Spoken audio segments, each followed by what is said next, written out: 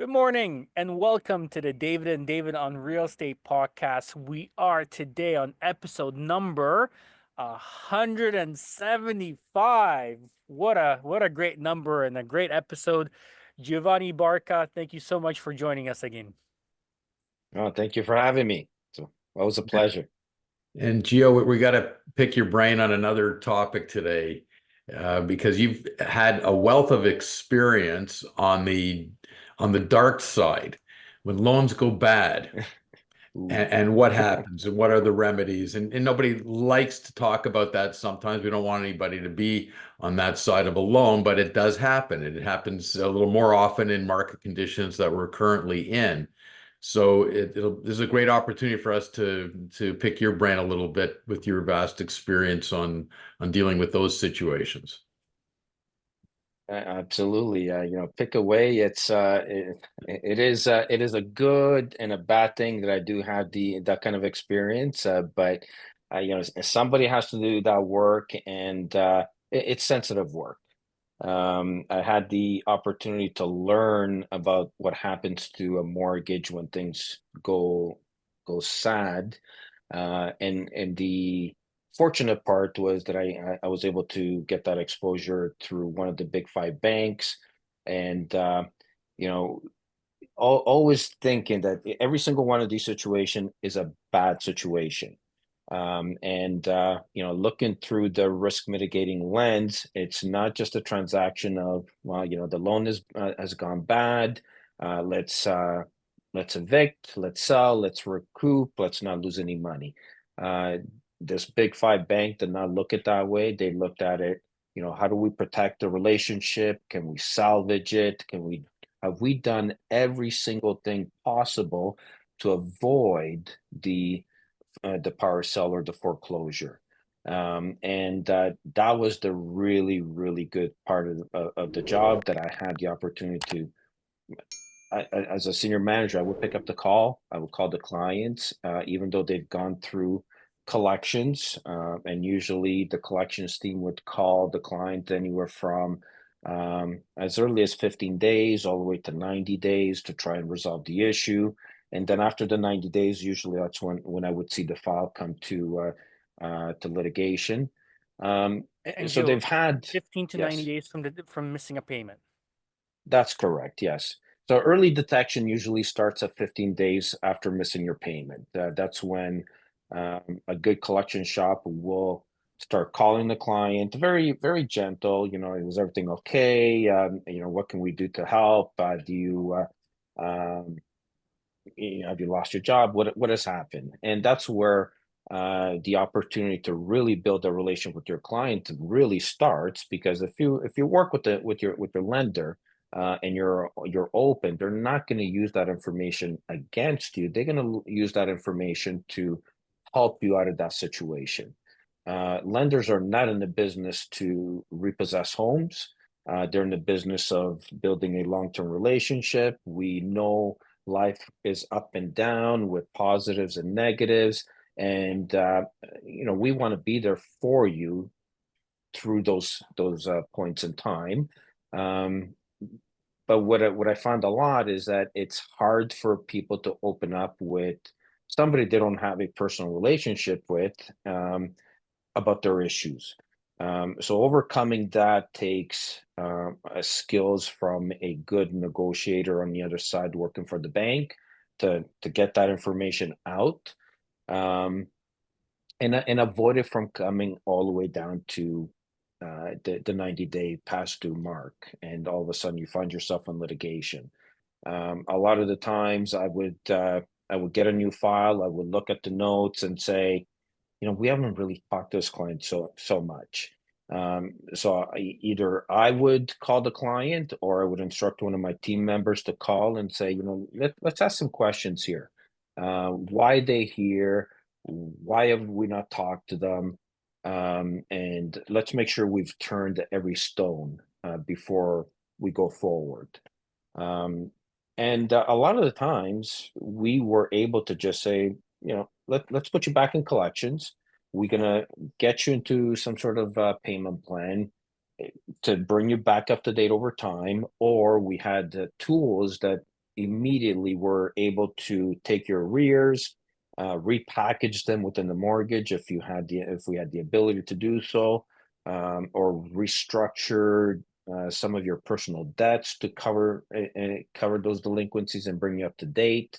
Those are great tools if the issue was a short-term issue.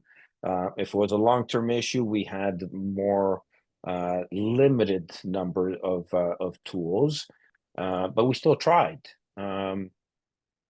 If failing all of that, we would hire someone like you, David Korman, and we would provide you with the full history. We've tried. Here's how we worked with the client, because we want to demonstrate to the courts that we're not just pulling the trigger. We are trying to work with the clients. Everything has failed. This is the last resort. We have no other option. And that could happen in a situation where we've worked with the client, we've had lots of communication, and most of the time it happens when there has been zero communication. And we would show it within our system that, we've made lots of attempts, we've made lots of calls, we sent a lot of letters, we had collection send letters and calls, we had litigation send letters and calls, we had the law firm send letters, and still no response. So really, we've had no option. And that's where, things really get bad. At the time, just opening up a file with the lawyer to start the process, that was, an initial fee of $3,000 to $5,000 just to open a file. And issue a demand letter, potentially draft an initial statement of claim. And sometimes that's when the client now all of a sudden becomes, responsive. At that point, it's not too late, but it's become more expensive because now you have your arrears to pay for, and you have all those legal fees that you're responsible for. So now your bill may have gone from 10,000 all of a sudden to 15. And now you're not happy even more than before. But it's still, again, not too late. We can still work with you at that point, but it's more expensive. Yeah, and people that get in those situations, you find it difficult to deal with. I like so many times I get and someone contacts me, and a lot of times it's through an agent or something like that. Like, can you help these people out? We got to do a refinance, or we're trying to refinance, or we might have to sell the property. Okay. And sometimes, you got to pick one of those, and sometimes you can't get the refinance done, and maybe the right advice is, no, we can't get the refinance. It's time for you to sell the property before the lender does. And I said, okay, send me the information. Are they in default right now, or they're about to go default? No, they're in default. And okay, has the bank made a demand? Yeah, the bank's made a few demands. Send me the letters. They said they got letters like months and months ago. And where are they in the process? Well, they received the notice of sale, like power of sale. Okay, well, they've got 35 days to, do it. When did they get that? Oh, 32 days ago. Like they're right at the end. So what have they done so far? Well, nothing. They've put their head in the sand and they've ignored the process. And then they ignored the phone calls that someone like you would have made, Gio. They ignored all the letters. They lost all the opportunity that they would have had with their own lender to, if they were upfront and answer, to have a conversation, explain their situation, see what can be done. Because like you say, Gio, and it's great for anybody listening, your initial reaction as a lender is, oh, they can't make their payment. Good, let's sell their property. Let's foreclose on them. Let's get a judgment against them. Like, that's not what the lender wants to do.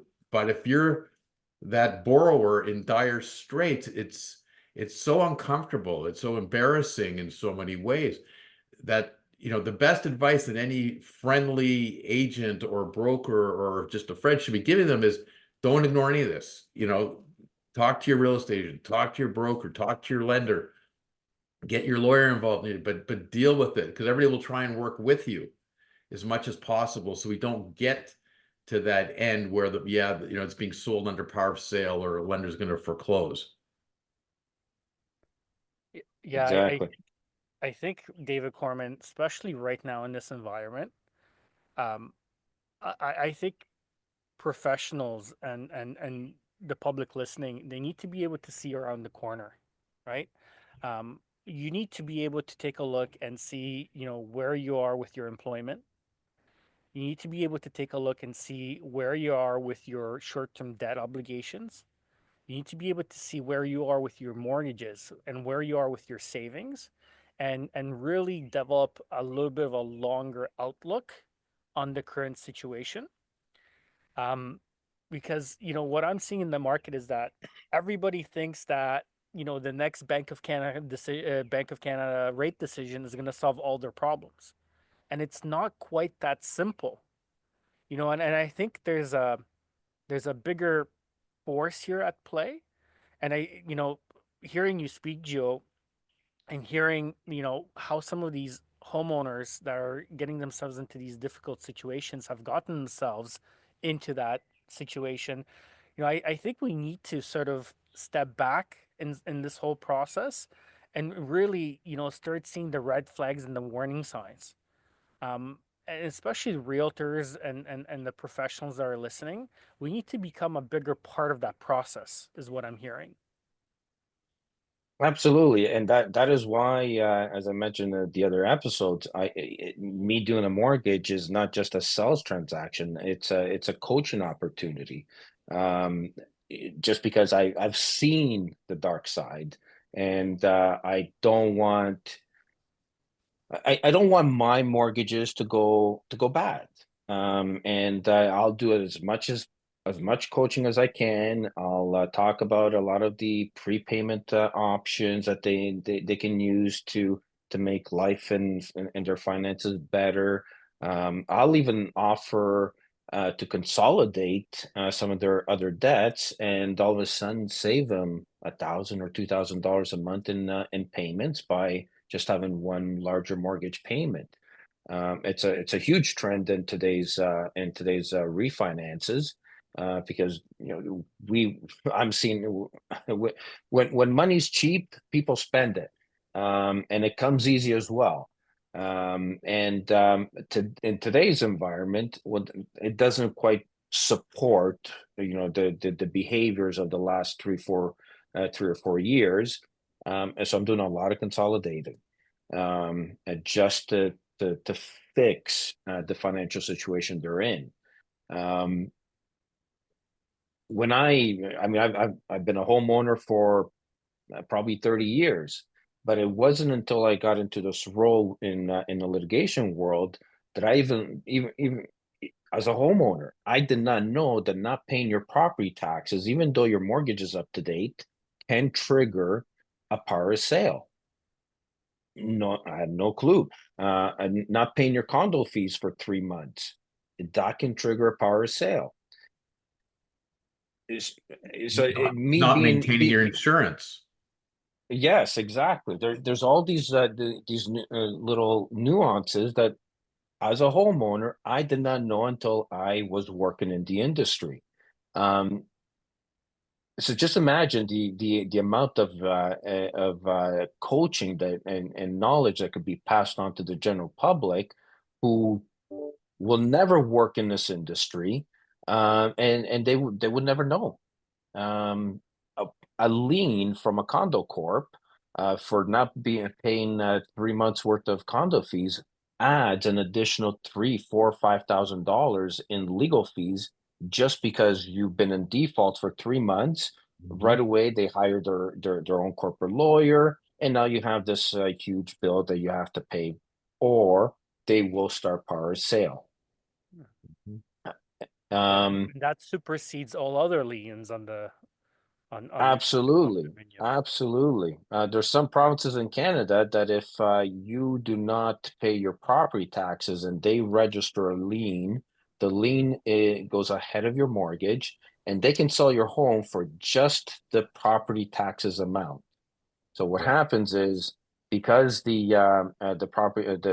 property tax department knows who the mortgage company is, they will send a note, or a demand letter to the bank, And what the bank will do in order to not lose their priority registration, they will pay your taxes for you, but that is an immediate power sell triggering activity.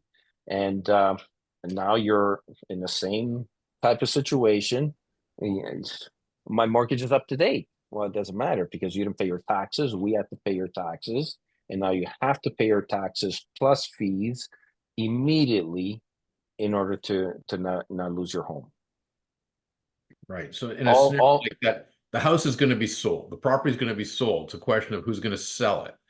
Okay. yes. Is the city going to sell it to collect taxes? Is the first mortgage lender going to sell it under power of sale, or is the homeowner going to sell it themselves? And sometimes the best advice that the realtor can be giving them and the mortgage broker, after, like for me, it's always if there's a way to refinance and consolidate, you got to exhaust all those opportunities first, right? But if they Hmm. can't, they're so much better off selling the property themselves and letting the lender know, here's the process. I retained Gorski. He's my agent. He's selling it. He's active. He's good. He knows what he's doing. Here's our time frame. We're doing showings. We're staged it. We're going to sell it. So because you want the lender to know we're going to sell it first. You don't have to sell it under power of sale because the homeowner's going to be so much better off if they sell it under those circumstances than if the lender sells it under power of sale because of all the additional legal fees and costs and the loss of control, et cetera, that's going to go along with it. Right. So all of us Correct. have to work as a team for on behalf of that client that's in those dire straits to come up with the proper strategies and get through it. It's never a good result when a property sold under power of sale. Yeah. No, never. Good result for the You bank, good result for the lender, they'll get their money. Not a good result for the owner. well, that could also not be the case in today's market.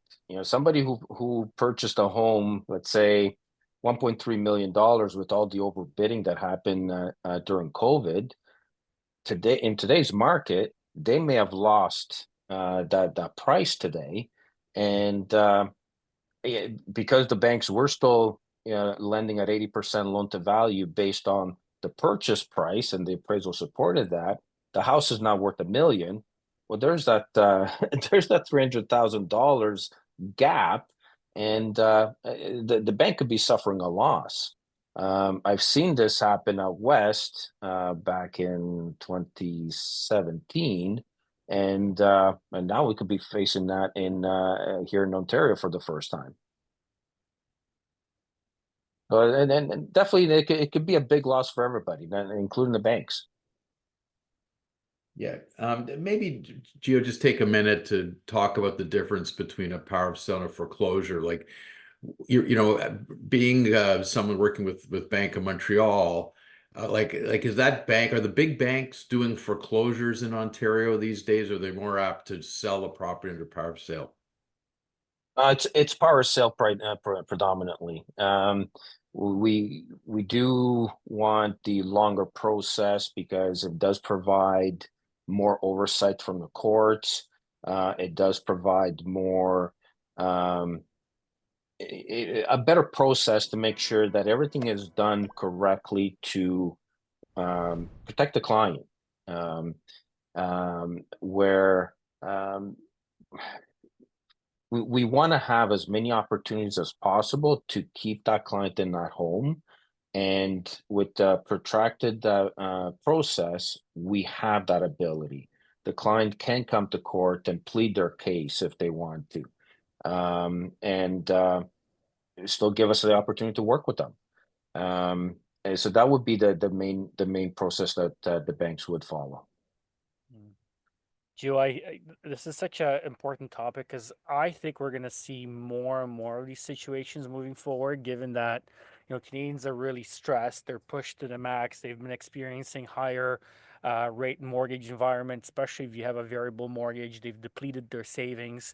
So I think we're going to see more opportunity for the professional realtors to really be more involved in that coaching situation with their clients and help them get out of some of these situations. But I think it's really important for everybody to know that um, there is a way out.